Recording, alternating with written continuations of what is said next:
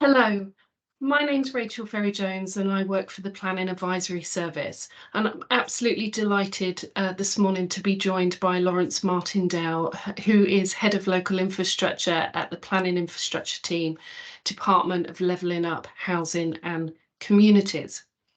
And we're here to talk about the recent consultation on the infrastructure levy technical consultation that was published on the 17th of March this year for a consultation period lasting 12 weeks. That closes on the 9th of June. The consultation sets out proposals for the design of the infrastructure levy, with the framework being set within the Levelling Up Regeneration Bill, which is currently going through Parliament. Importantly, the consultation raises a number of questions that DLUHC are really want to get your input in. Some critical questions in there that will help with the future design of the levy. So we do hope that you will respond using your experience and expertise to the consultation. During this session, Lawrence will provide us an overview to help our understanding with the consultation. And for those of you who have had a look at it, you'll recognise there are a lot of similarities with the current community infrastructure levy in the current system. But there's also a lot of new areas that we need to get our head around and we need to understand. So thank you, Lawrence, for coming along this morning. This is an information session. It follows an event we held last week on the 29th of March, where we had about 500 local authority officers come along to hear from Lawrence about the consultation. We are having some deeper dive sessions later in April. These will be smaller, more interactive events for local authority officers where we can really look at the details of some of the consultation and some of those questions that DLUHC are asking, and I'll talk a little bit about them after we've heard from Lawrence. As I said, we had a session last week with our biggest event to date, and there was a real range of officers. I think what's really important with this area of work is that it doesn't just start and stop with the planning service. And this was represented in that session with officers from affordable housing, from finance, from legal. This really is a corporate area of work, and so to encourage all officers who work within this area to get engaged with that consultation is really, really important. Before I hand over to Lawrence, I'm conscious that there may be some people watching this recording who aren't familiar with the Planning Advisory Service. So who are we? We're a group of about 12, funded by the Department Levelling Up Housing and Communities by government to help improve planning services across England. We provide advice, training, learning and support. Some of that support is one-to-one facilitated. But importantly in the context of why we're here today, we work with councils to help them understand any consultations that come out of government, help them respond with the understanding of those consultations, but also as they go through into legislation, into policy and guidance with the implementation of what those are the objectives of any policy changes. We also, as I said, provide some one-to-one support, and importantly for this area of work, we're currently supporting councils to help them improve the governance of their developer contributions.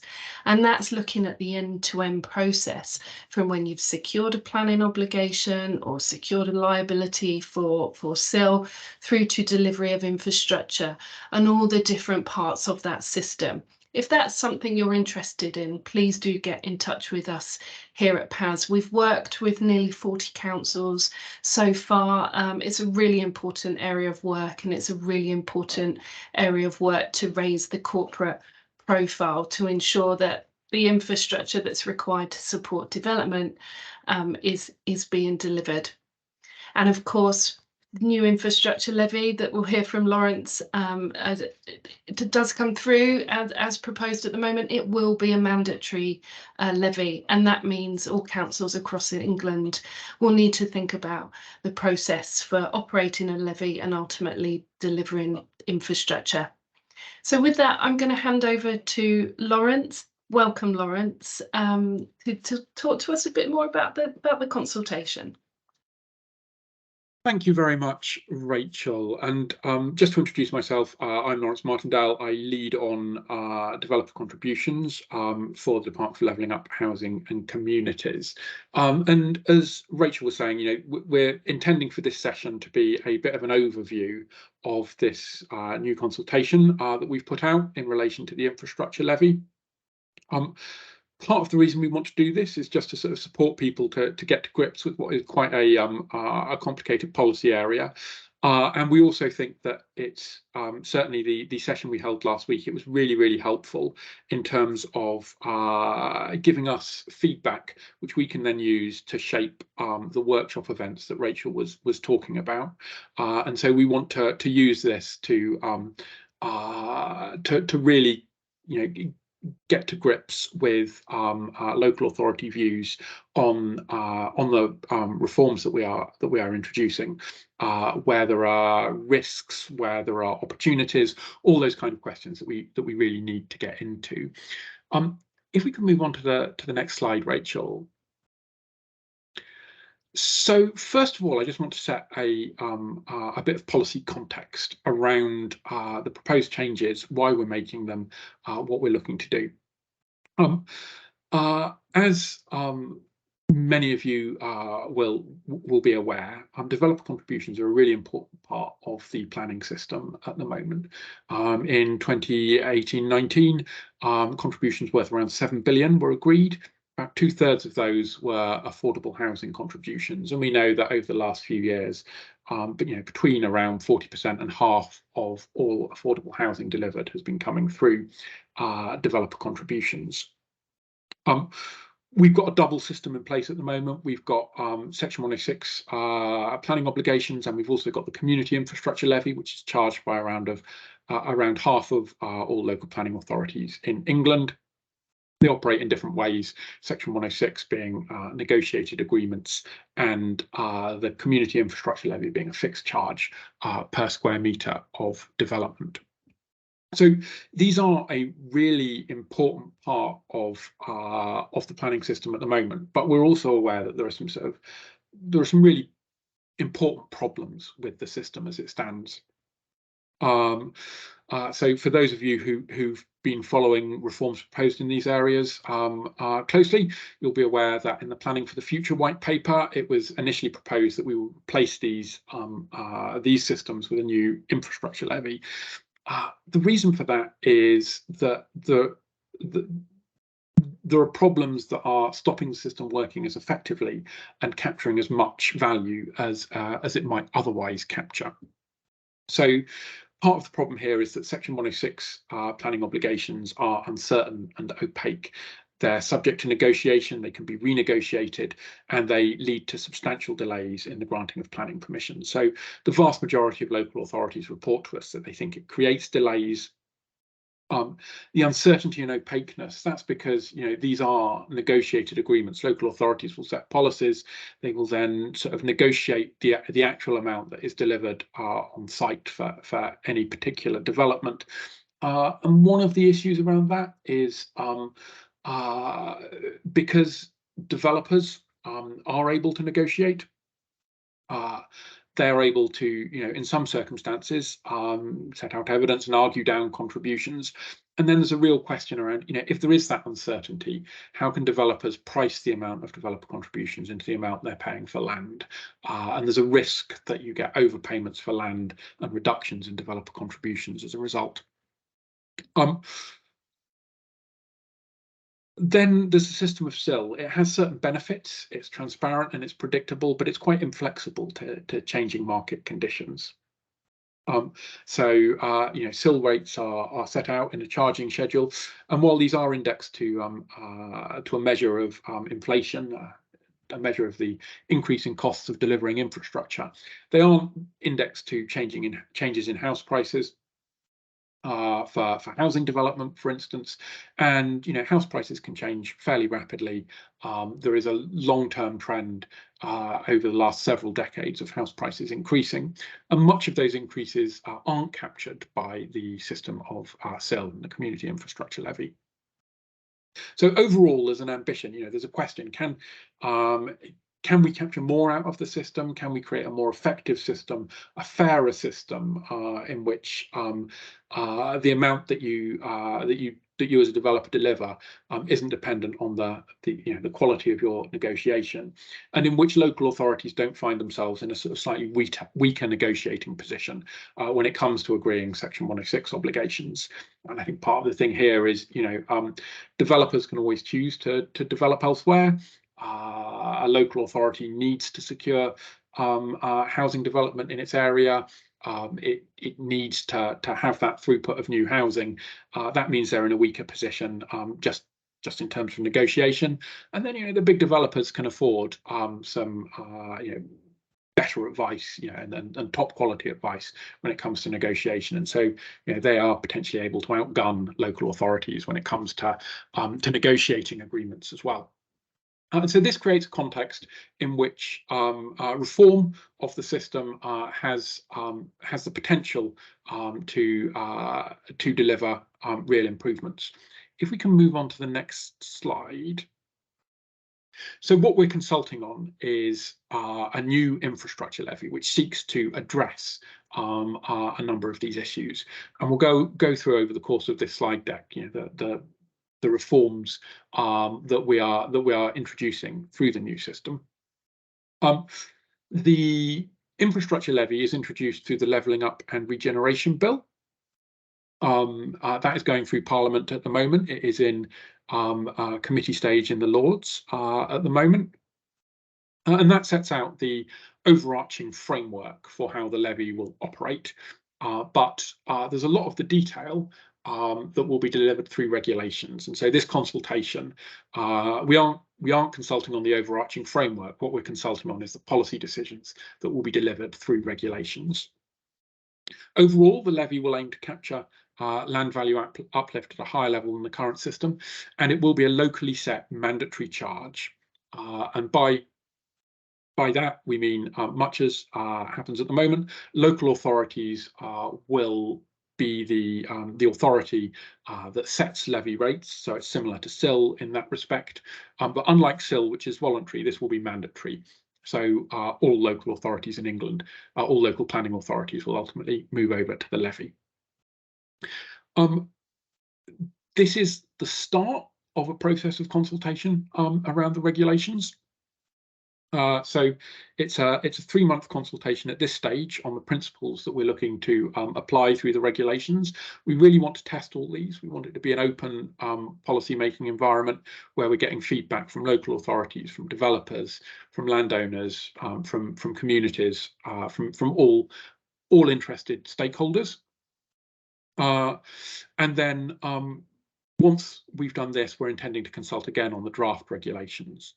And then finally, when the levy is actually introduced, we'll be doing this through a phased test and learn approach. So rather than just turning the levy on immediately across the country, we'll be working with a few local authorities first, sort of testing how it operates, sort of ironing out all the challenges in introducing it, making sure that it's working effectively, and rolling out sort of following that.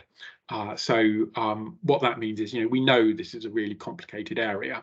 What that will allow us to do is work through any early difficulties in a few areas, make sure that we've got the whole system operating effectively before we roll out more broadly. We're aware, so we've put out this consultation. It's a really big consultation, and there's a lot of detail in there, and it's quite complicated to get to grips with. And one of the reasons that we're doing it in this way is, although we want the system to be simpler and more straightforward overall, there's a lot of plumbing that needs to sit behind this in order to make that operate effectively. And so what this consultation is doing is basically it's setting out the plumbing that sits behind it, all that pipe work. And then what we want to test through this consultation is that we're getting that plumbing right, so that we can actually deliver this better system overall, and that this system will operate in the way that we intend it to. So if we can move on to the next slide, there's a few key areas that we're looking at in the consultation, and this is what we'll be going through over the course of this presentation. There's fundamental design choices. There's questions around levy rates and minimum thresholds, so how we actually set the levy to make it work effectively. Then the really big questions about what we're doing with the revenues, or what local authorities are doing with the revenues once they secure them. So how we deliver infrastructure, how we deliver affordable housing. Then there's questions about how we actually, how local authorities will charge and pay the levy. There's a few sort of other key policy areas, like how we operate the neighbourhood share, so funding that goes directly to neighbourhoods. How we operate the sort of the administrative share, so funding that, or revenues that local authorities can use in order to actually operate the system. And then we've got a sort of a wider set of questions around how we introduce the levy, that test and learn approach I just mentioned. So if we move on to the next slide, there are some really important design choices around the levy that we need to decide through regulations. The first of these is the scope of the levy. So the bill at the moment sort of sets a fairly wide definition of development that can be charged, that the levy can be charged on. In this way, it's quite similar to SIL, which has in primary a very broad definition. In the levy, the definition is in fact even slightly broader to make absolutely explicit that permitted development could be brought in within the scope of the levy. But then we also have the choice through regulations to refine that scope, either through defining things as development or not development, or through introducing exemptions to the levy. So overall, there's a big question of what should be charged the levy. Now, the consultation sets out that we think a lot of development should be included. So that includes housing development, commercial development, retail development, all those kind of things. There are some kinds of development, though, which we think should remain outside the scope of the levy. Where this is the case, Section 106 would remain in place. And some of these things are, for instance, developments where it's really hard to impose a levy of the type that we are talking about. So floor space will be important in calculating this, the infrastructure levy, for instance. And if a development just doesn't have any floor space, then that type of development probably isn't appropriate for the levy. So things like roads, onshore wind farms, those kind of things, we would say, we would exclude from the scope of the levy. But then broadly have most types of development included, and the ability for regulations to set out national exemptions, and for local authorities as well to set out any local exemptions that are appropriate in their area. For instance, by zero rating the infrastructure levy for certain types of development. Then there's some important questions around the types of infrastructure that we expect to be delivered as part of development. The infrastructure levy will be used to fund infrastructure, but we don't want the levy to fund absolutely everything, and that's because there are some types of infrastructure that are just absolutely integral to what a developer needs to deliver in order to make a site sellable. For instance, if you're building houses, you're going to need connections to the mains. You're going to need an on-site road network so that people can actually get to their front door. You're going to need pavements, things like that. You're going to need some flood risk mitigations. For instance, sustainable drainage, things like that. And those are fundamentally core to the development, because development will be much less valuable if it floods, if it's not connected to the mains, to the water supply, those kind of things. They're just fundamental to what a developer should be doing when they are designing and delivering a site. And so those kinds of integral infrastructure elements we're going to expect those will be delivered sort of entirely separately to the levy, outside of the levy charge. Developers will be required to deliver them in order for the scheme to function, and they will be expected to account for them as part of their general build costs. Then we have a kind of a separate class of infrastructure, which we're calling levy-funded infrastructure, and local authorities will be collecting the levy and will be using the levy receipts in order to deliver these. An example here might be, for instance, if you have multiple developments which all create a need for new school places, you might have levy-funded infrastructure contributions going to the local education authority, for instance, in order to fund a new school or new school places, new classrooms, those kind of things. So there will be a distinction between what is integral infrastructure and what is levy-funded infrastructure. And then lastly, related to these points, there are going to be different routeways for the levy to operate. The first approach is what we're calling the core levy routeway, and under this approach, local authorities will collect levy receipts, and then they will use those levy receipts to deliver infrastructure. So this is a kind of very much a cash-based system of a levy cash amount being charged, the developer paying it, and then the local authority having that money and being able to use that money to secure levy-funded infrastructure. And on all those developments, they will also be required to deliver the integral infrastructure that is necessary to make those sites function. Then for larger, more complicated sites, we've got what we're calling the infrastructure in kind routeway.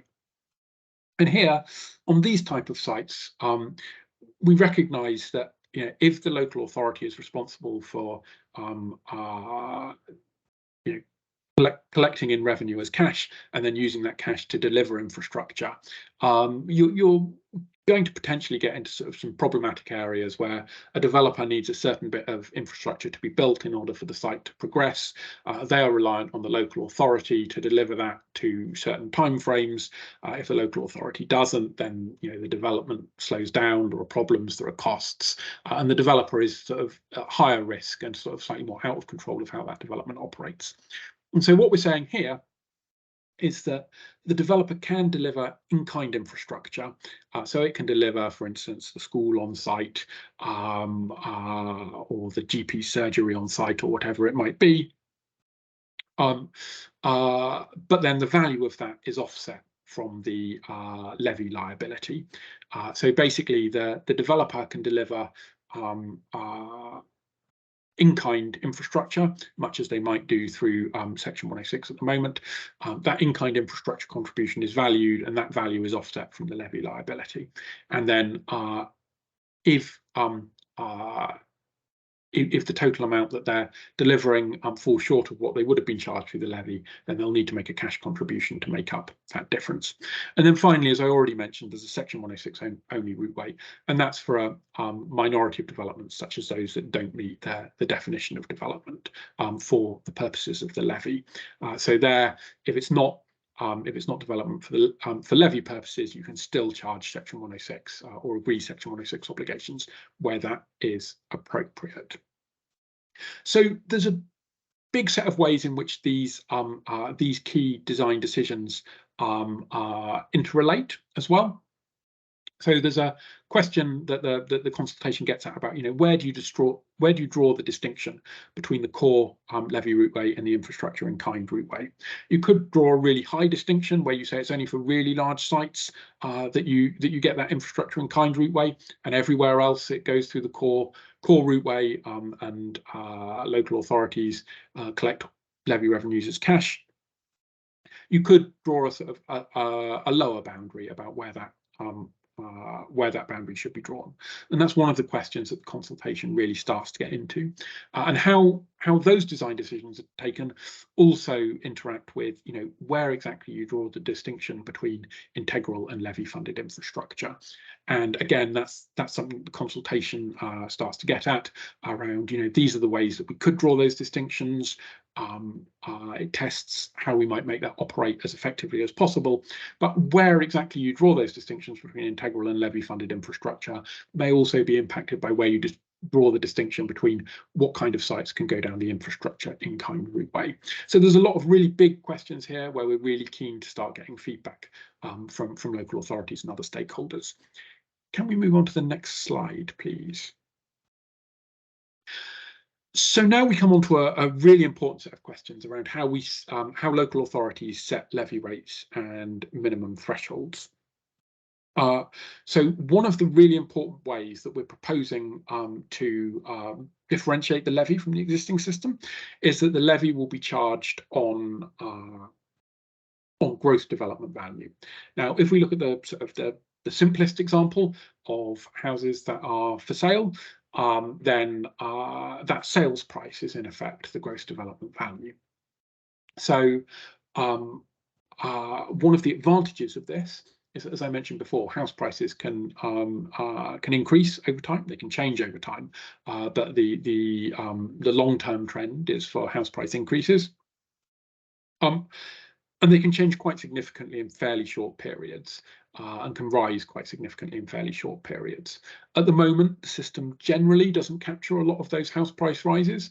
This system, because it's based on sales value, will capture those house price rises. And so will capture more of that land value uplift as a result. We're looking at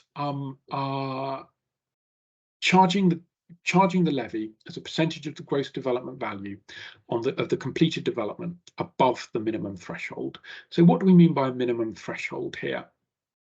I think the best analogy is probably that of income tax, where if you think about how your income tax works, you will have a tax-free allowance of, I think, about £10,000 per person. And then above that, any money that you earn above that will be subject to the basic rate of income tax. We're looking to introduce a similar kind of system of a tax-free allowance and then a tax that's charged on all the value above that tax-free allowance. So if you imagine a development which is sold for £3,000 per square metre, that's the gross development value per square metre, and then you have a minimum threshold of £1,500 per square metre, then that first £1,500 per square metre is tax-free, and the next £1,500 per square metre is taxed at a set levy rate. When a local authority is thinking about how to set the minimum threshold, the key question will be, what are development costs per square metre in that area? What are the existing use values of land per square metre in this area, this zone? And the reason for having a tax-free minimum threshold set. So they will set these minimum thresholds for all development within a certain typology. The reason for this is, we don't want to tax the amount it costs the developer to build the development and create the development. We want to tax the value uplift that occurs beyond that, because the build costs, these are the productive work that the developer is doing in order to create value. We don't want to tax that element. We want to tax the value increase that occurs above that. Local authorities will be able to set different rates and thresholds for different development typologies, different development uses, different locations within their site, within their local authority area. Much as SIL rates can be set for different zones, different typologies, different by typologies. You can have a kind of a residential zone. You can have a rate for retail. You can have a rate for retail within a certain zone. You can have different rates for commercial, for industrial. Local authorities can set multiple different rates for different typologies, different areas within their local authority area. And what this will help them to do is to support viability, support the maintenance of the viability of development within those areas. So when local authorities are going through a sort of a rate setting process, it'll be quite similar to the SIL rate setting process at the moment. One of the things that we'll ask them to test is how much revenue they're getting at the moment through the developer contribution system. We'll ask them to look at the levels of affordable housing that they're currently able to deliver through the system. And when they're setting rates, they'll need to take into account the desirability of maintaining affordable housing at the same level. They'll need to take account of the viability of development within their area. So they want to set rates in such a way that they're capturing as much as the existing system, if not more, but they're also not making development unviable within their area. And that's one of the ways in which sort of making uses of zones and things like that will be quite important. When they're once they have a sort of a proposed rate set, they'll need to test that, and then it will go through examination in public, as SIL rates currently are examined in public as well, to ensure that the appropriate questions have been asked and that the appropriate process has been followed in order to set the levy rate within their area. And there will also be an infrastructure delivery strategy that I'll get onto shortly, that local authorities will need to develop and consider. So overall, the process will be similar to the SIL process at the moment, but there are key differences in how the levy will operate. One of them is that it's charged on that gross development value, which means that it's much more responsive to changes in market prices for development. But also that we've got various things to help protect viability in a way that SIL doesn't. So that includes the minimum threshold, that tax-free amount, which developers won't get charged the levy on. And so, if their development is only a small amount above, only generates a small amount of value above that tax-free amount, then they'll only get a smaller amount of levy liability that they have to pay. And if their development is worth a lot more than that minimum threshold and generates a lot more value, then they'll pay more.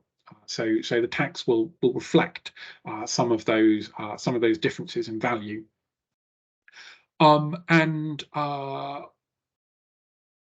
Also, to maintain viability as well, local authorities will be able to set different rates for different typologies, for different areas, for different zones, all those kind of things.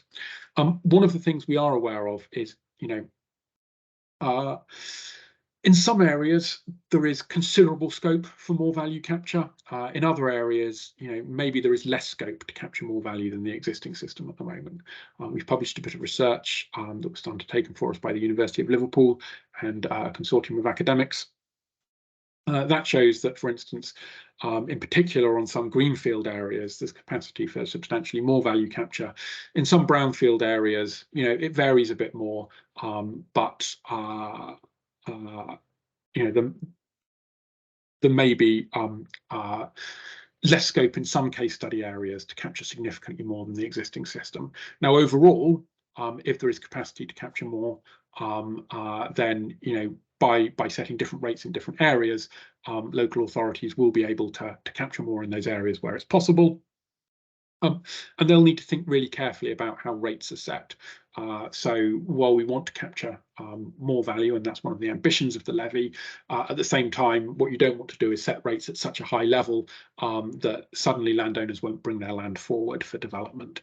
So there's a real balance to be struck. And one of the things that we'll want to test as well is what kind of support do local authorities need in order to get that balance right, and what kind of guidance and what kind of other things there might be. Also, we're interested in questions around brownfield development and whether there are any additional offsets that might be needed in brownfield areas. And again, you'll find questions on this in the consultation document. If we can move on to the next slide. So obviously, one of the fundamental aims of the levy is to deliver that infrastructure which mitigates development. And so one of the key new innovations that's in the bill is a requirement for local authorities to set out an infrastructure delivery strategy, and then through the regulations we can set out, how that should operate. And so one of the things we're testing again through this consultation is how we make the infrastructure delivery strategy operate as effectively as possible. What we want local authorities to do is engage with all the relevant infrastructure delivery bodies within their area. That will frequently include the county and two-tier authorities. It will include the health authorities, the education authorities. It will include a sort of a variety of infrastructure delivery bodies. And we also want them to engage with local communities about what their priorities are for infrastructure which mitigates development. And we want this to sort of both the companies or elements of it will inform the development of the local plan, and elements of it will inform the spending plan for how the levy will be used. But what we're looking at is sort of what we're calling a part 1 and a part 2, which in particular accompany the development of the local plan, which look at what infrastructure is needed in order to support anticipated growth, what other sources of funding in addition to the levy there might be. And then part 3 is the strategic levy spending plan. So what we want local authorities to do is to sort of following all this engagement that they will have done, and all this consideration of what infrastructure is needed, to set out, these are the priorities for how we are going to use the levy. These are our key spending decisions. Now, this part 3 will be subject to an independent examination. We want that examination to occur either alongside levy rate setting or local plan setting. So it's not a sort of a whole additional new examination in that respect. It's a new requirement for examination that will be tagged on to an existing examination process. And again, that's to ensure that that the local authority has spoken to all the appropriate bodies. It's followed the right process in ensuring that it's engaging with people before it takes a prioritisation decision. We don't necessarily want the examination to end up sort of second guessing what a local authority's prioritisation choices are, but that they've gone through the right process, they've engaged the right people, those kind of questions. Now, what this means is hopefully we will have a much more transparent plan around how the levy will be used. We obviously recognise that these plans need to change. Sometimes, the developments that you're expecting may not come forward. Developments may come forward elsewhere, which have different infrastructure needs, those kind of issues. So we also want to build in flexibility and the appropriate level of flexibility for local authorities to be able to update their spending plan without having to go through a full examination or an examination at all in some instances. But if there is a complete reprioritisation and a complete change in what a local authority is intending to use receipts for, then there may be circumstances in which a further examination is required. Now, one thing that's really important for the levy is that infrastructure is delivered in a timely way. One part of this is going to be the delivery of integral infrastructure with the use of what we're calling delivery agreements to ensure that developers are delivering integral infrastructure where that's necessary. Then there will be other choices as well for local authorities around levy-funded infrastructure. So one thing that we're doing is we are allowing local authorities to borrow against levy receipts. Generally speaking, they can't borrow against SIL receipts at the moment. This will allow a degree of forward funding. We're aware at the moment that many local authorities build up, pretty large SIL pots with SIL revenue before they spend that. Local authorities will be able to take a similar approach of building up funds before spending, if that's their choice. And then, we also have questions around, should we allow specified upfront payments for certain items of infrastructure to be offset against the levy? And I think here there's a lot of questions around, exactly where do we get the exact balance of risk right between local authorities and developers. It's an area that we'll be really interested in delving into through workshops and getting feedback on through the consultation. If we can move on to the next slide. So delivering affordable housing is absolutely key to the success of the levy.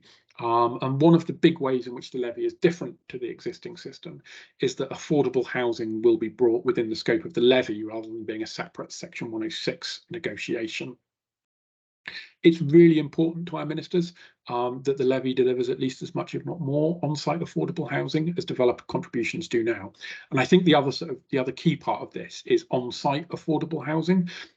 So what ministers don't want to do is have local authorities just collecting a big sort of pot of cash and then using that to build affordable housing elsewhere, because then one of the risks is that you move away from the system of pepper potting affordable housing throughout new developments, and that's really quite important for various issues around ensuring you get social integration, that you get equal access to services for different people, all those kind of really important policy outcomes, and so delivering as much, if not more, affordable housing, and for affordable housing to be on site is fundamental. Under the existing system, local authorities tend to set affordable housing policies that say, for instance, we want 20%, we want 30% of all developments to be affordable housing, and then there's a negotiation between the developer and the local authority at the point of the planning application, and quite often what you'll find is that rather than delivering the sort of the policy compliant amount of affordable housing, it's agreed that for viability reasons an amount of affordable housing that is below that policy threshold will be agreed on a specific site. And so there's a sort of an extent to which affordable housing policies can be sort of, this is the aspiration of what we will achieve, and then on each individual site you'll get sort of very varying amounts of affordable housing that are actually delivered in practice, depending on development viability and negotiation and the local authority's success in negotiating, as well as some of those core underlying principles around the cost of development, the cost of land and things like that. Under the new system, what we're introducing is what we're calling the right to require. So local authorities will be able to require that a developer delivers a certain proportion of their infrastructure levy liability as affordable housing. So this is moving away from the existing system where local authorities will say, we expect a certain percentage of units on site will be affordable housing, and then negotiating that down where that's necessary, moving towards a system where instead a local authority will say a certain proportion of your levy liability will be delivered as affordable housing. So if you think about how this might operate in practice, let's imagine two different sites. One of them has a gross development value that's only a little bit above the minimum threshold, and one of them has a gross development value that's a lot above the minimum threshold. In that first instance, let's say that a right to require, say, 60% of the levy liability is applied in both cases. In that first instance, where the value is quite low, there's not that much levy liability in total. So 60% of not much levy liability will mean that you don't get that much affordable housing on site. Whereas on a site where you have a lot of value above that minimum threshold, you're talking about 60% of a lot of value. And so on that site, you will get much more affordable housing delivered on site. And this in essence reflects what you get in the existing system, where a site which doesn't generate much value, which is marginally viable, will have a Section 106 negotiation, and at the end of that negotiation, it will be agreed that if that development is going to go forward, it can't deliver very much affordable housing. And then on those sites which generate a lot more value, again, there'll be a negotiation, and assuming the local authority is successful in that negotiation, we would expect that you'll get a higher amount of affordable housing on that site. So in a sense, it automates that process by rather than having a negotiation, just saying, you're going to have a fixed levy amount. So it's a fixed percentage charge that is automatically calculated, and if you're generating a lot of value, then we are going to expect that quite a lot of that gets turned into affordable housing. Now, when the local authority is, there's a bit of a question here around how does this link back to what's going on in local plans? So, as part of the local plan, you'll still need to have, much as you do at the moment, an assessment of what is the affordable housing need. You can then use that to assess, okay, here are our proposed levy rates. Where should we set the right to require in order to best meet affordable housing need? Now, one of the things that we need to bear in mind is that the amount of value that you can get out of the system will depend on the amount of value that there is in the system. And so in some areas, it's likely that affordable housing need will be substantially above what can be extracted through a system of land value capture. That's true in the existing system. That will remain true in the new system. So when setting rates, you still need that sort of consideration of, okay, what can we set so that it's viable, so that development can still continue to occur in this area, rather than setting rates really high, or setting rates so high that development becomes unviable, and then you get no development, either affordable or or market housing in that area. So overall, consideration of affordable housing will remain really important. When rates are being set, local authorities should be considering, okay, how much affordable housing have we been securing? Are we setting rates at such a level that we can continue to deliver affordable housing in that way? They'll need to think about that when they're setting their right to require as well. And then they can use this to ensure that developers are delivering a fixed amount.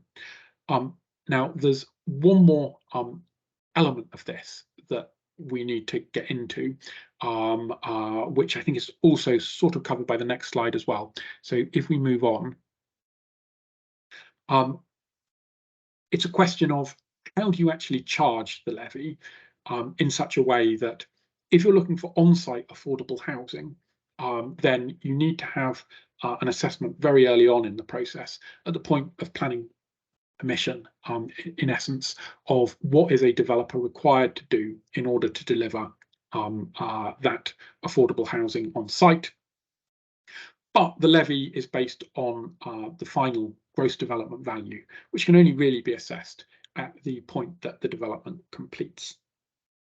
So what we're looking at is a sort of a three-stage process in terms of how the levy liability is calculated and how that levy is paid. The first stage is an indicative liability calculation. So this is, in essence, it takes place at the point of planning application. It's based on knowledge of the floor space that is being permitted, and assumed gross development values, things like that, that can be set out in charging schedules. And what this can be used to do is to say, okay, on this site, we think that there is an assumed levy liability, an indicative liability of, let's say, £5 million. That can then be used to say, okay, what is the right to require? What is the amount of affordable housing that needs to be delivered on site? And let's say that a particular local authority, for ease of mental arithmetic, says that their right to require is 50% of the levy liability. So you have that £5 million total liability. £2.5 million of that then is going to be delivered on site as affordable housing, and 2.5 million will be a cash payment at the end. So what a local authority can then do is to say, okay, 2.5 million in affordable housing. They can then do a bit of a calculation of, okay, what is it that we are expecting to be delivered here? So what you can do is you can measure the value of the affordable housing delivered, and there the way we're talking about measuring the value is the difference between the amount that a housing association pays for affordable housing and the market price that would be paid if that housing was delivered as a standard market unit. So in essence, where we're getting to is the difference between the price paid by the housing association and the assumed gross development value that's set out in the charging schedule. That represents the opportunity cost to the developer of delivering affordable housing instead of delivering market units. And you can add all that up and work out, okay, if we sum the discount, the opportunity cost of X units, that makes up 2.5 million. Therefore, that is the number of units that we will be requiring on site. And obviously, different units have different tenure types, have different discounts from market price, and so you can, depending on what the local authority's policy is, you can calculate the discounts in that way in order to calculate how much on-site affordable housing will be needed. It sounds quite complicated, but we think a lot of this can just be sort of automated through a sort of standard calculator, setting in that takes account of the local authority's requirements, the right to require, the tenure split, those kind of things, in order to say this is what the on-site affordable housing will be. You still need to do further calculations, so you need to do then a provisional liability calculation.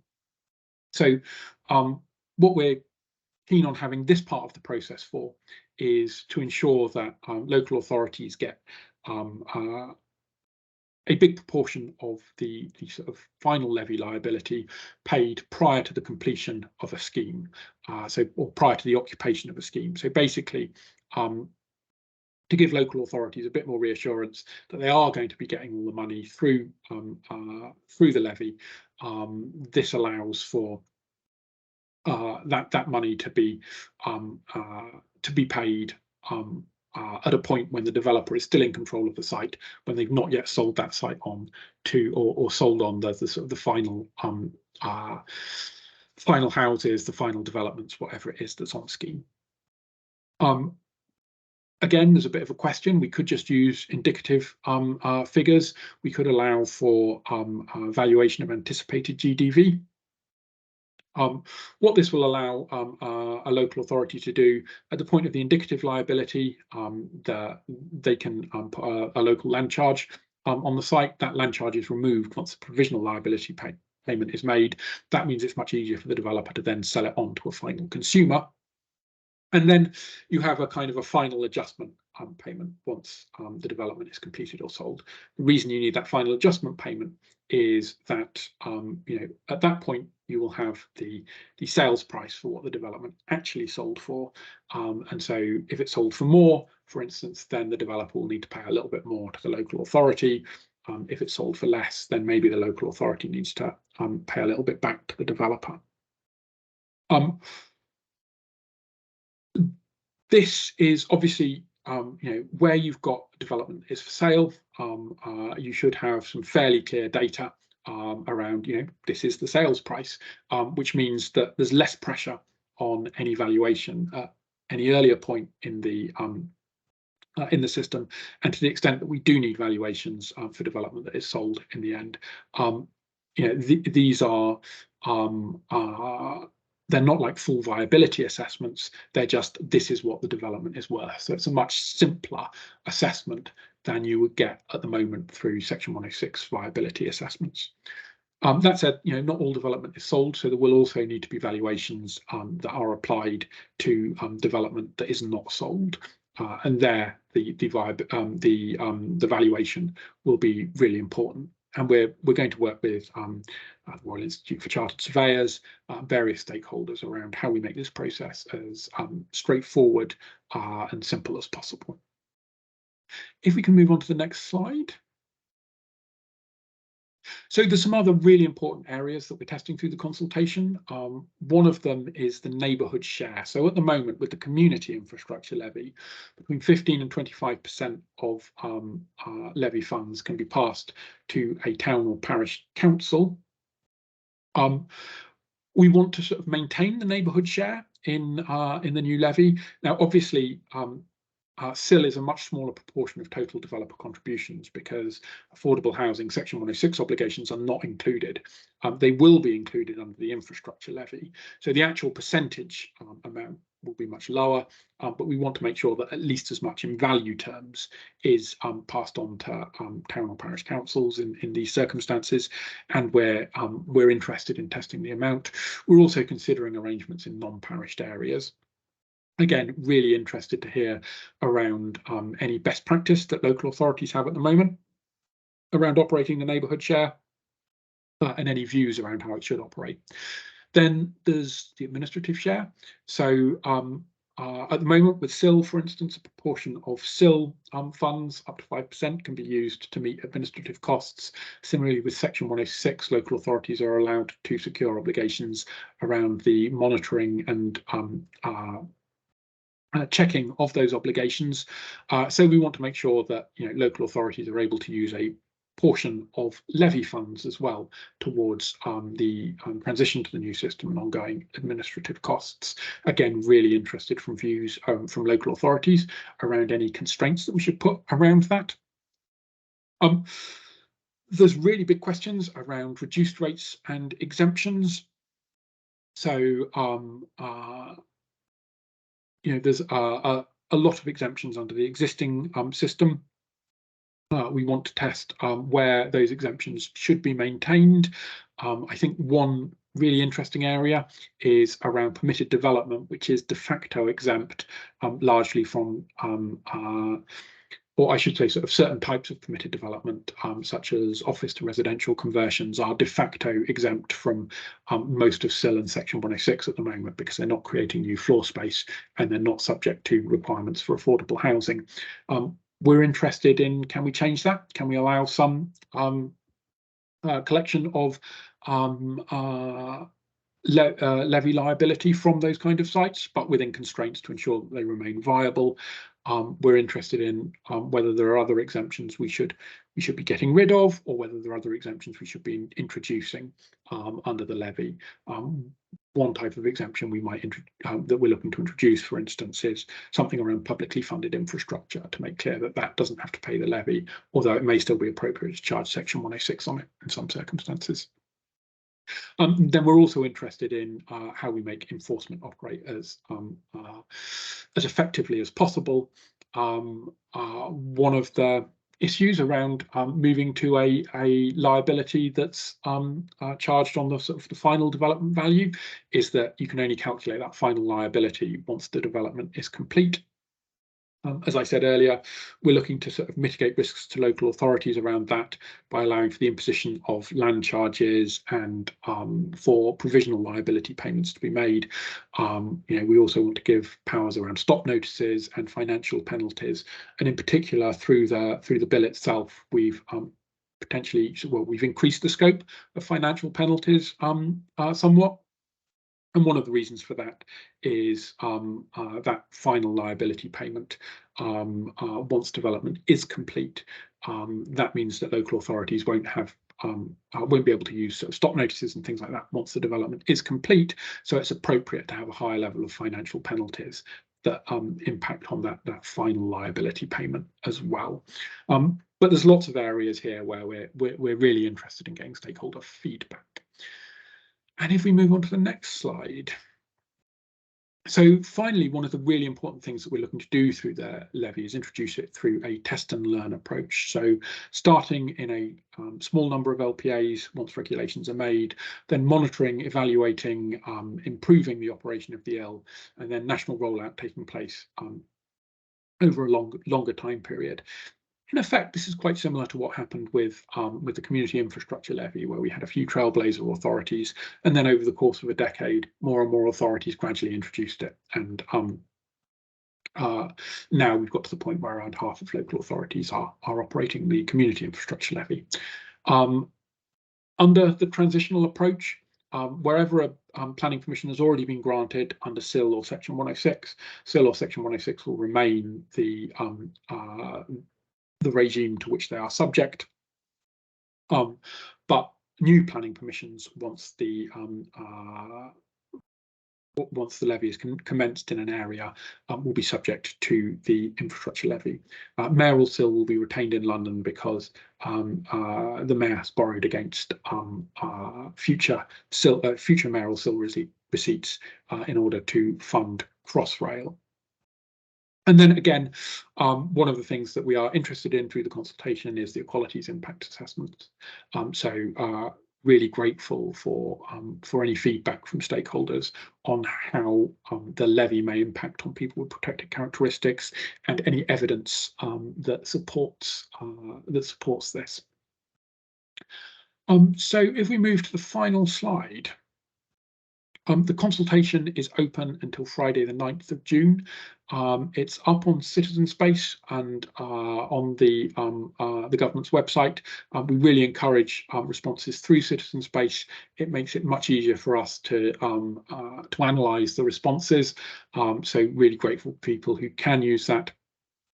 And further questions should be directed to the infrastructure levy consultation inbox. So I think that covers most of what I wanted to say. As Rachel mentioned earlier, there will be further workshops. So the idea of this is just to really start to get people engaged and start to sort of illustrate some of the policy choices that we have to make over the coming years, and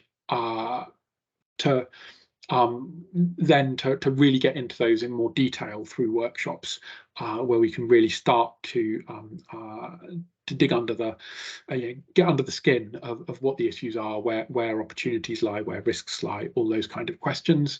And then obviously as well, really grateful to feedback that comes in to the consultation more generally as well. So thanks very much for your time, and Rachel, I'll pass back to you now. Huge thank you, Lawrence, for coming to us today and running through the consultation. There's a lot of information and a lot you've provided around the consultation there, which I think is extremely helpful.